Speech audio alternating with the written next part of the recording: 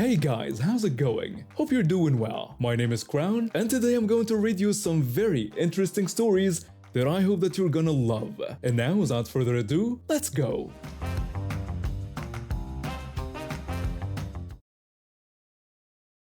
I'm 55 now, and I've been a single mom since my daughter was 3. Her father walked out when things got tough, leaving me with a toddler and bills I could barely pay. I was working as a receptionist at a dental office making minimum wage, and suddenly I had to figure out how to raise a child on my own. Those early years were brutal. I worked my receptionist job during the day and cleaned offices at night. Sometimes I'd fall asleep standing up while folding laundry. I lived on instant noodles and peanut butter sandwiches so my daughter could have proper meals. Every penny went toward her needs. When she started school, I knew I wanted better for her than the struggling public schools in our area. So I picked up a third job on weekends, doing data entry from home. It took me 2 years to save enough to get her into a decent private school. I drove a beat-up car that broke down constantly, but she got a good education. When she got older, I managed to work my way up to office manager at the dental practice. The pay was better, but I still worked nights doing bookkeeping for small businesses. When she turned 18, I surprised her with a used Honda that I've been making payments on for months. It wasn't fancy, but it was reliable. College was the next challenge. I couldn't afford to pay everything, but I helped with what I could while she took out student loans for the rest. I worked overtime constantly to send her spending money so she wouldn't have to work during her studies. Throughout all this, I never took vacations, never bought nice clothes for myself, never went out with friends. My whole life revolved around making sure she had opportunities I never had. About 10 years ago, when she graduated and got her first job, I finally started thinking about myself. I was 45 and had nothing saved for retirement. That scared me. So I started being really aggressive about saving money. I kept living like I was still struggling, putting away every extra dollar I could find. I meal prepped, cheap lunches, bought clothes from thrift stores, and drove that same old car until it literally died on me 3 years ago. Even then, I bought another used car instead of financing something new. Every sacrifice went toward my retirement fund. My plan was simple: save enough to retire at 60 and finally see the world. Maybe take those art classes I'd wanted to try. Just have 5 or 10 years to be selfish before I got too old to enjoy it. Last month, my daughter came over for dinner. We were chatting about life when she mentioned she was looking at houses. Then she told me she'd found this perfect little place, but the down payment was killing her. She said she'd been thinking and she knew I had money saved up. I asked her what she meant by that. She told me to come on, that she knew I've been saving for years. She said she'd done the math based on my salary and figured I probably had at least $200,000 sitting there doing nothing. I felt my stomach drop. She'd been calculating my finances. I told her that money was for my retirement and that I'd worked my whole life for it, but she insisted I could help her get started. She said a house was an investment and that since I was still working anyway, it wasn't like I needed the money right now. I explained that I'd already done everything I could to help her get started in life. I told her this was my time now. Her face changed completely. The sweet expression disappeared. She asked if I was just going to be selfish now after everything she went through growing up. I told her that everything she went through, I was the one who worked 3 jobs. I was the one who gave up everything so she could have a good life. I went through hell to raise her with stability. She shot back that she didn't ask to be born into a broken family. She said she didn't ask for me to struggle and that it was my choice. I told her that helping her buy a house was my choice too, and I was choosing not to. She stormed out that night, and I haven't heard from her since except for nasty text messages about how I'm being selfish and ungrateful for everything she put up with as a kid.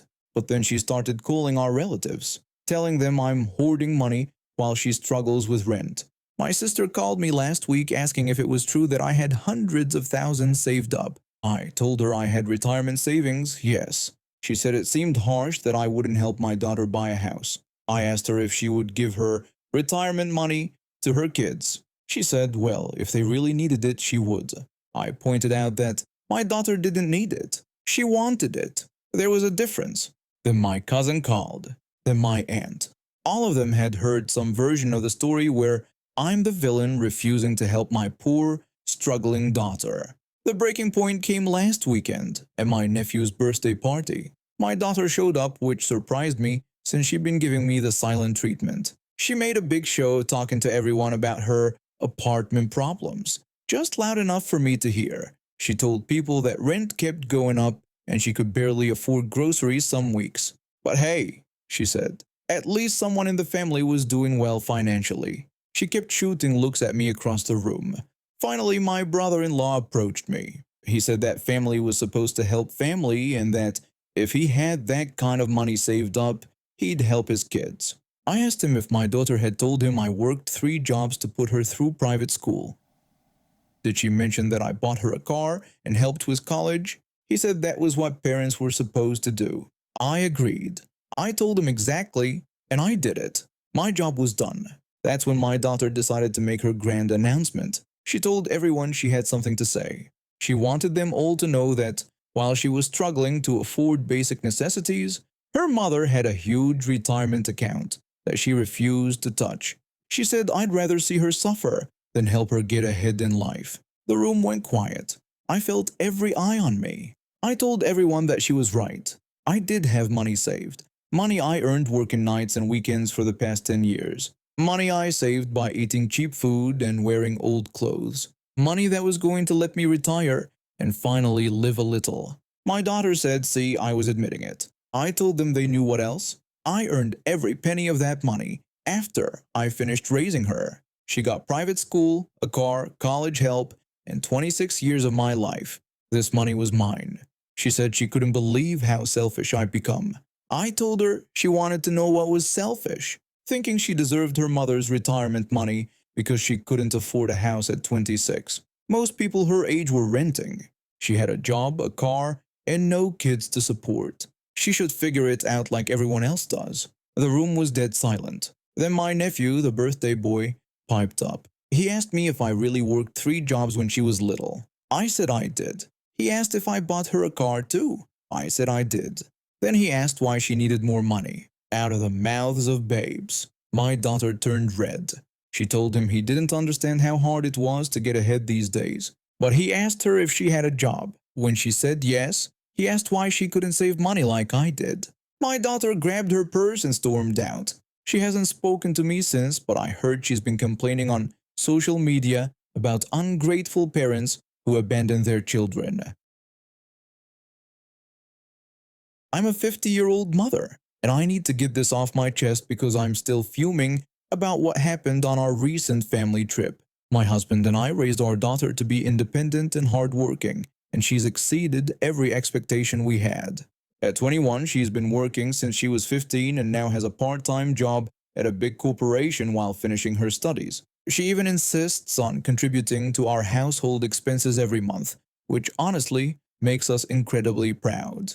Our daughter has always been smart with money. When she makes bigger purchases, they're always practical and well thought out. Last year, she bought herself a new MacBook because her old laptop was practically falling apart, and she needed something reliable for work and school. She also bought a nice work bag that would last her years. These weren't impulse buys. She saved up and made sensible choices. My brother suggested we all go on a family trip together.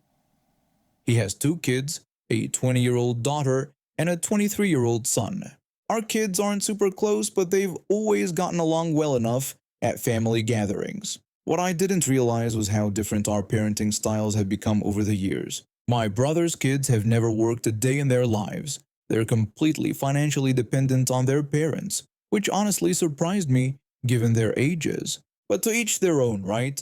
Different families have different approaches. During the trip, my daughter was her usual generous self. She'd pay for drinks or snacks for all 3 kids when they were hanging out. When we went shopping, she picked up a few things for herself and some gifts for her friends back home. I watched her carefully consider each purchase, checking her budget on her phone app. She's always been responsible that way. The drama started at dinner on our 3rd night. We were all sitting around the table talking about our day when my sister-in-law suddenly turned to my husband and me. She accused us of spoiling our daughter way too much with all these purchases. I quickly corrected her, explaining that our daughter earns every cent from her own job. My sister-in-law didn't back down. She pointed at my daughter and told her that if she was really earning her own money, she shouldn't be flaunting her purchases in front of her cousins who don't have a cushy office job and parents who spoiled her into the person she is. The words hit like a slap. My daughter handled it with more grace than I would have. She apologized politely, saying she didn't mean to flaunt anything and wasn't trying to make anyone feel bad. But I could see she was genuinely upset and embarrassed. My husband wasn't having any of it. He stood up and shot back that our daughter shouldn't have to apologize for her own hard work. I jumped in too, pointing out that she's been financially independent since she was 15 and that we've actually done our best not to spoil her. That's when my sister-in-law really showed her true colors. She told us we weren't teaching our daughter how to manage her finances correctly and that all this money had turned her into a little brat. My daughter quietly excused herself to use the bathroom, but I saw her texting when she walked away. A few minutes later, I got a text saying she'd gone back to the hotel. The rest of dinner was tense. My sister-in-law kept making snide comments about how we were raising our daughter wrong, while my brother just sat there saying nothing. My husband and I defended our daughter, but it was clear this woman had already made up her mind about us. When we got back to the hotel, we found our daughter crying in her room.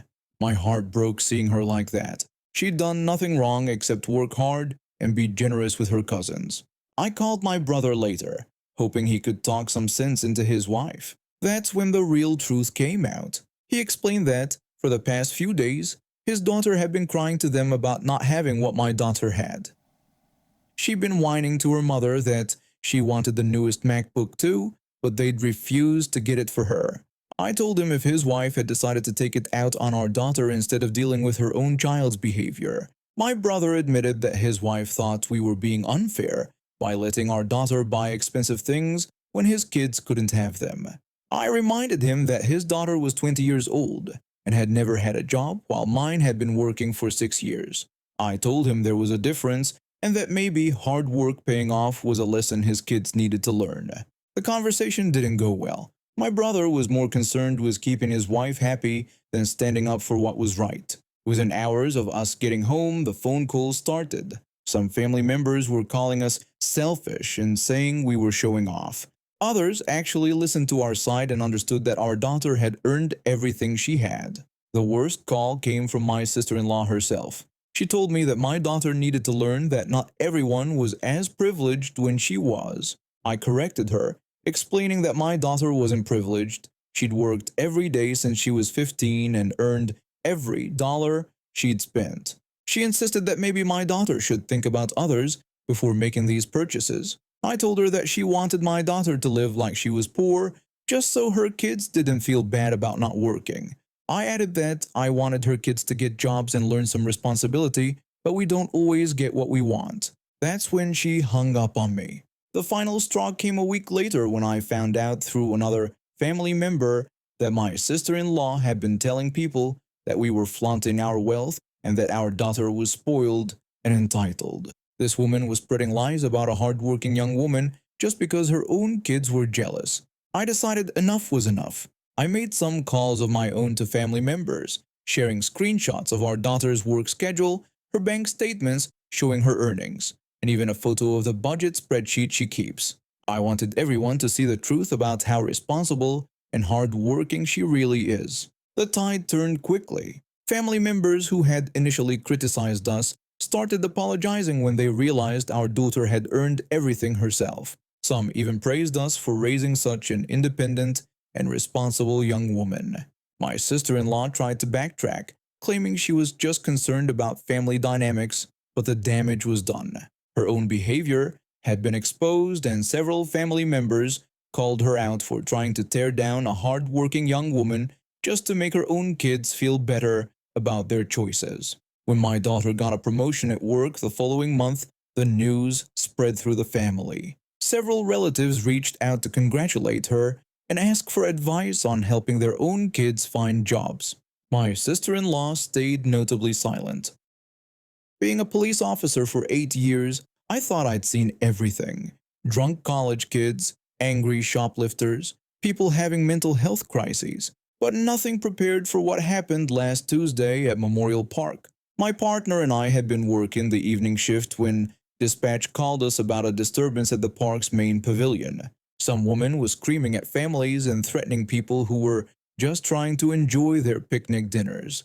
It was supposed to be a routine call. When we arrived, I could hear the yelling before I even got out of the patrol car. There she was, a middle-aged white woman with stringy blonde hair, pacing back and forth near the playground area. She was pointing at random families and shouting obscenities that would make a sailor blush. My partner approached first while I hung back to assess the situation. He politely asked her to calm down and explain what was happening, since we'd received reports about her disturbing the peace.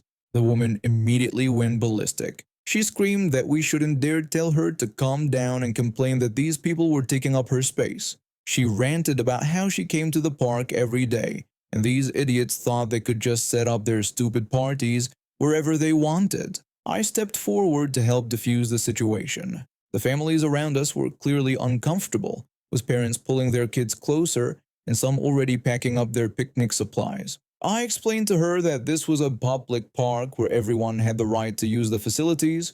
I told her we just needed her to lower her voice and stop threatening other people. She started screaming about how we cops thought we could boss everyone around. She yelled that she knew her rights and didn't have to listen to any of us pigs. The woman was getting more agitated, waving her arms wildly and stepping closer to us. I could smell alcohol on her breath, which explained some of her behavior but didn't excuse it. My partner pointed out that she was clearly intoxicated in public and disturbing families with children. He told her we were going to need her to come with us. She shouted back that we shouldn't dare touch her and that she was warning us to stay back. That's when she said something that made my blood run cold. She claimed she had the acquired immune deficiency syndrome and threatened that if any of us pigs tried to arrest her, she would scratch us and give it to us too. She promised to make sure we all died. Slow and painful deaths. The families around us gasped and started moving even further away. Some parents were covering their children's ears. I'd dealt with people making threats before, but this was beyond anything I'd encountered. I told her she needed to step back and put her hands where we could see them. I explained that making terroristic threats was a serious crime. She insisted it wasn't a threat but a promise, daring us to come near her and find out what would happen. My partner and I exchanged looks. We both knew we had to arrest her now. She was threatening biological warfare against law enforcement officers, which could be charged as a felony. Plus, the public disturbance had escalated far beyond what we could ignore. My partner told her that she was under arrest for disturbing the peace, public intoxication, and making terroristic threats. He ordered her to turn around and put her hands behind her back. We approached her carefully, both of us wearing our standard duty gloves, but still concerned about potential exposure. Just when my partner reached for her arm, she spun around like a wild animal. She screamed that she had warned us and lunged forward with her fingernails extended like claws, aiming straight for my partner's face. He managed to duck back, but she caught him across the forearm where his uniform sleeve had ridden up. I could see thin red scratches appear on his skin immediately. I tackled her to the ground and got her in handcuffs while my partner called for backup and an ambulance. She kept screaming about how we were all going to die and how she was going to sue the department. The next few hours were a nightmare of paperwork and medical protocols. My partner had to go to the emergency room for blood work and would need follow-up testing for months. We had to treat it as a potential exposure to a deadly disease because of her claims. But here's where karma decided to make an appearance. When they processed her into the county jail, standard procedure required a full medical screening. The jail nurse drew blood for routine testing, including checking for communicable diseases since she had claimed to be infected. 3 days later, we got the call from the prosecutor's office. Not only were all her tests negative for any blood-borne diseases, but they'd also discovered something interesting in her background check. This woman had a history of making false claims about having various diseases to get out of trouble. She'd pulled similar stunts in 2 other counties, claiming everything from hepatitis to tuberculosis When confronted by law enforcement, the prosecutor decided to throw the book at her. Along with the original charges, they added assault on a police officer, making false statements to law enforcement, and filing a false report about having a communicable disease. That last one was a rarely used statute that carried serious penalties.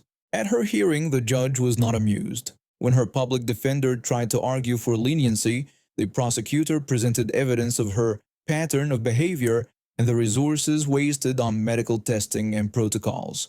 The judge told her that she had not only terrorized innocent families in a public park, but had also made false claims about having a deadly disease and assaulted a police officer. He said her behavior was reprehensible and showed complete disregard for public safety and the welfare of others. The judge sentenced her to 6 months in county jail, 2 years probation, mandatory alcohol treatment, and she had to pay restitution for all the medical testing and emergency room costs. She also received a permanent ban from all city parks. My partner's blood work came back clean after 3 months of testing, thank God.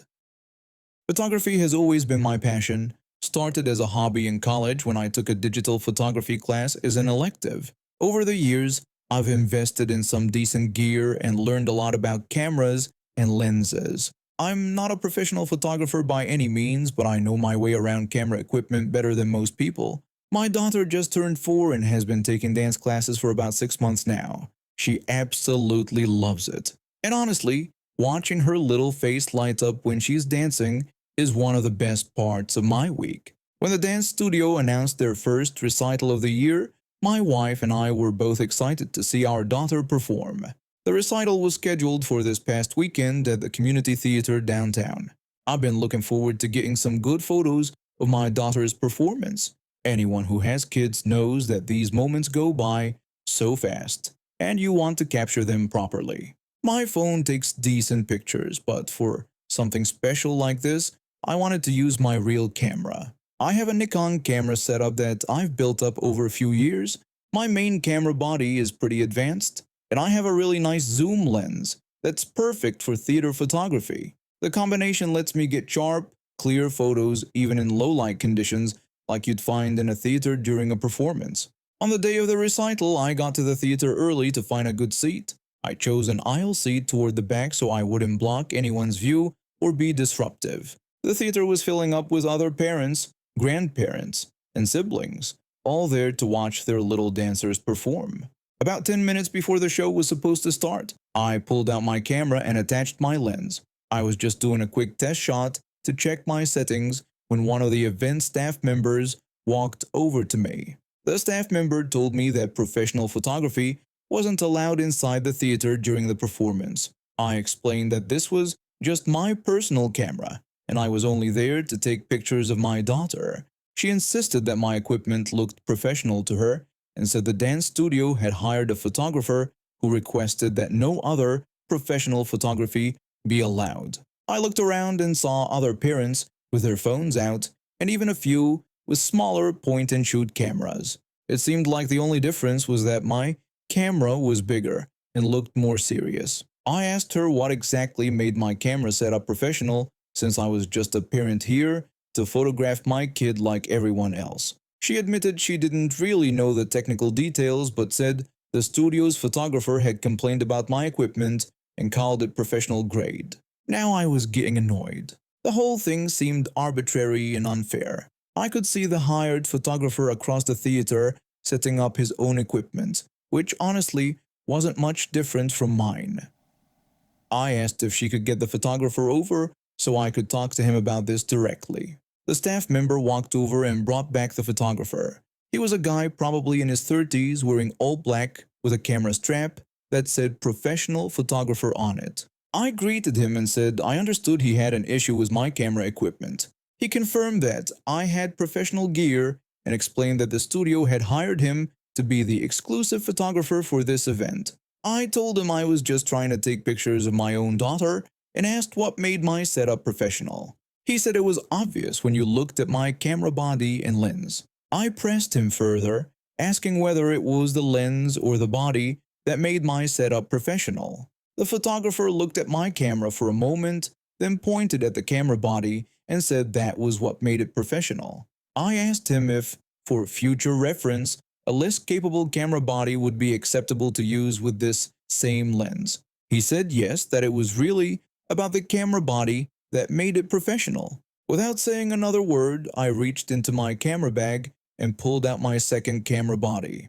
It's actually a newer model but looks more retro and less intimidating. I quickly swapped the lens from my first camera to the second one and held it up. I asked him how this one looked. The photographer looked confused and a little frustrated. He clearly hadn't expected me to have a backup plan. He seemed unsure but admitted that it looked fine. He walked away looking pretty annoyed that his complaint hadn't stuck. I could tell he was hoping to just shut down any other photographers completely, rather than actually caring about what was professional or not.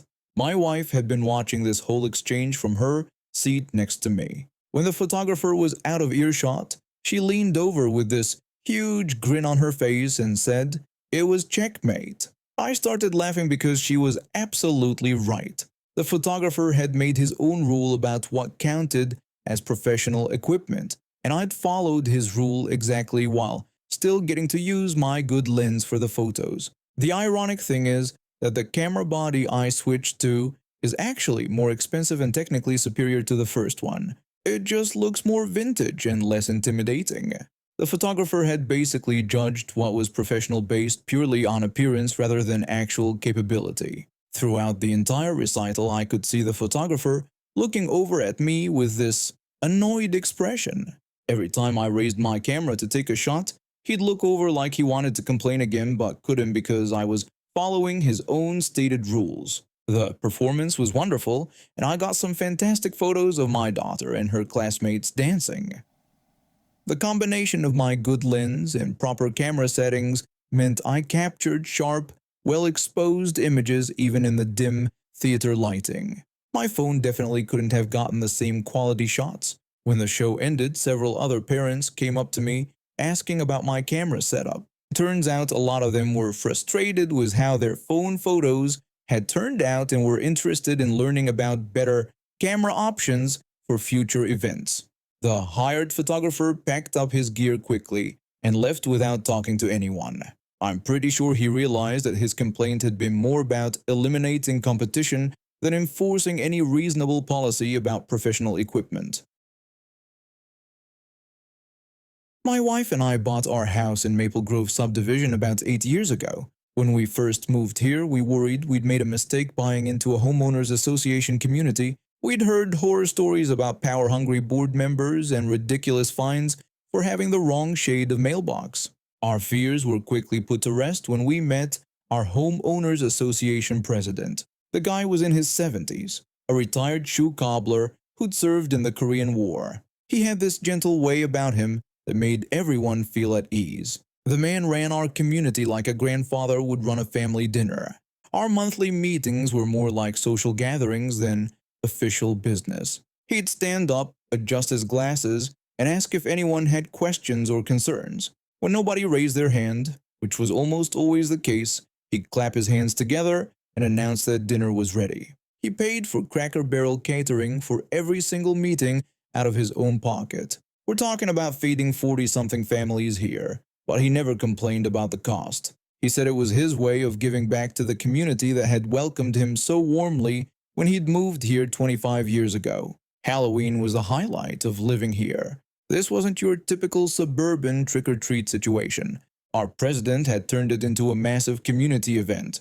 People went absolutely overboard with decorations. We're talking full skeleton armies rising from front yards, elaborate vampire scenes complete with fog machines, and haunted house setups that would make theme parks jealous. Kids from 3 towns over would beg their parents to drive them to our neighborhood. The crown jewel of our Halloween celebration was when the local special needs school would bring their students for a special trick-or-treat hour before the regular festivities began. Our president had arranged this years ago, and every single house participated. We'd stock up on extra candy and make sure to give these kids the full Halloween experience. Seeing their faces light up when they saw our decorations made all the effort worth it. Then our president passed away last spring, heart attack in his sleep. The whole neighborhood showed up for his funeral. We knew things would change, but we hoped whoever took over would maintain the same spirit he brought to our community. Enter Karen. Yeah, I'm calling her that because she earned it. She was 35, had just moved here from somewhere up north, and seemed normal enough at first. She volunteered to take over as president, said she had experience managing communities, and wanted to bring some fresh ideas to the table. We figured, why not give her a chance? The first few months were fine. She organized a nice summer barbecue and even started a book club for the ladies in the neighborhood. My wife joined and came home with positive reports. Karen seemed engaged and friendly. We thought we'd lucked out with another great president. Then October rolled around. I was in my garage building my Halloween display when Karen knocked on my door.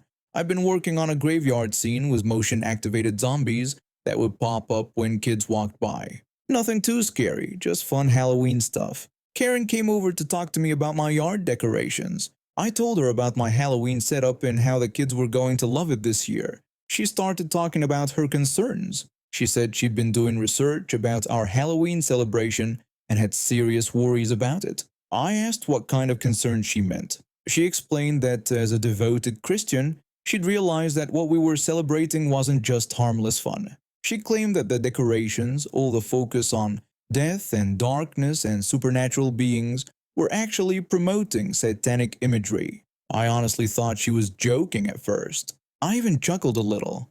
I told her it was just Halloween, kids dressing up and getting candy, and that it had been a tradition here for decades. Karen insisted that tradition didn't make something right. She said she'd been praying about it and felt called to protect our community from these dark influences. Then she dropped the bombshell. She was canceling this year's Halloween event, effective immediately. I was shocked. I asked her how she could just cancel Halloween, and what about the kids from the special needs school who looked forward to this all year. She said she was sorry, but her decision was final. She claimed that true Christians shouldn't participate in devil worship, and that's exactly what Halloween represented. I was stunned. This woman had just unilaterally decided to destroy a beloved community tradition because of her personal religious beliefs. And I say this as someone who goes to church every Sunday. She was taking things way too far. Word spread quickly through the neighborhood. By that evening, my phone was ringing nonstop with angry neighbors. My next-door neighbor was practically in tears because she'd already promised her grandkids they could come visit for our Halloween celebration. The family across the street had spent over $300 on decorations. The call that really got to me was from the coordinator at the special needs school. She told me she'd just gotten off the phone with our homeowners association president, and that Karen had told her we were canceling Halloween this year. The coordinator explained that these kids had been talking about visiting our neighborhood since school started, and some of them don't get to trick-or-treat anywhere else because their disabilities make it challenging. I knew we had to do something. I started making calls to other long-time residents, and we organized an emergency homeowners association meeting for the following week. The meeting was packed. Our usual attendance of maybe 15 people had swelled to over 60. Karen walked in looking confident, carrying a thick folder that I assumed contained her justification for the Halloween ban. Karen addressed the crowd, acknowledging that she knew everyone was upset about her decision regarding Halloween. She said she hoped that once we heard her reasoning, we'd understand that she was trying to protect our community's moral foundation. My neighbor, a retired teacher, stood up first. She told Karen that with all due respect, she didn't get to impose her religious beliefs on the entire community. She pointed out that we have Jewish families, Catholic families, Protestant families, and non-religious families living here, and that Karen couldn't make decisions for everyone based on her personal interpretation of Christianity. Karen responded by saying the Bible was very clear about avoiding anything associated with evil or darkness, and that Halloween celebrated exactly those things. Another neighbor chimed in asking about the special needs kids. She wanted to know if Karen was really going to disappoint disabled children because of her religious hang-ups. Karen said she understood it was disappointing, but sometimes doing the right thing required sacrifice. I stood up. I told Karen that I've been going to church my whole life, and nothing about our Halloween celebration had ever struck me as evil or satanic. I explained that it was kids having fun, neighbors coming together, and showing kindness to children who needed extra support. If anything, I said, it was the most Christian thing we did all year. Karen accused me of being deceived by secular influences. She insisted that, as president, she had the authority to make decisions that protected the community, whether we understood them or not. The woman sitting behind Karen stood up and challenged this claim. She said she'd been looking at our Homeowners Association bylaws, and nowhere did it say the president could unilaterally cancel community events. Karen's confident expression faltered for the first time. She claimed that, as president, she had broad discretionary powers to make decisions in the community's best interest. The woman pressed her to show where it said that in our governing documents. Karen shuffled through her folder but couldn't produce anything to support her claim. The mood in the room was shifting from angry to determined. My neighbor, the retired teacher, made a motion to hold a vote of no confidence in our current president and remove her from office immediately. The motion was seconded within seconds. Karen turned red. She shouted that we couldn't do this, that she was elected to this position, and that she was trying to save our souls from damnation. She threatened that if we went through with this, she'd have every single one of us arrested for harassment and conspiracy. I asked her what exactly we'd be arrested for. Voting? Karen screamed that this was a coordinated attack on her religious freedom and that we were all persecuting her for her Christian beliefs. She actually pulled out her phone and called the police right there in the meeting. We all sat in stunned silence as she dramatically reported that she was being threatened and harassed by a mob of neighbors. 20 minutes later, 2 officers showed up. Karen rushed over to them, talking rapidly about religious persecution and hostile neighbors. One of the officers, a middle-aged guy with a tired expression, listened patiently before walking over to address the group. The officer asked if we were having a dispute about Halloween decorations and holding a vote about our Homeowners Association leadership. I confirmed that was exactly right, and that no one had threatened anyone. We were just trying to follow our community bylaws. The officer turned back to Karen and explained that this was a civil matter between neighbors and there was no crime being committed. He told her that we had the right to vote on our community leadership just like any other democratic process. Karen insisted they were attacking her for her religious beliefs, but the officer explained that disagreeing with her decisions wasn't the same as attacking her beliefs. He recommended that we work it out among ourselves. After the officers left, we proceeded with the vote. It wasn't even close. Karen was removed from office by a margin of 58-2. I'm still not sure who the 2 people were who voted to keep her. Karen stood up, her face purple with rage. She yelled that we'd all regret this decision when we were burning in hell for promoting Satan worship. She announced she was selling her house and getting out of this godless community. Then she stormed out, slamming the door behind her. True to her word, Karen put her house on the market the very next week. She was asking for significantly more than she had paid for it just 2 years earlier. But with her reputation in the neighborhood, nobody was interested. She ended up selling to an investor for about $15,000 less than what she'd originally paid. Our new president was elected unanimously. He's a retired postal worker in his late 60s who'd lived in the community for over a decade. His first official act was establishing new bylaws to prevent future power grabs. He announced that, effective immediately, no single board member could cancel or modify community events without a majority vote from residents. He also said we were limiting presidential terms to 2 years maximum and banning monetary fines for minor infractions like grass length or mailbox colors. Halloween that year was bigger than ever. And now we have reached the end of today's stories. Thank you for watching, and see you next time.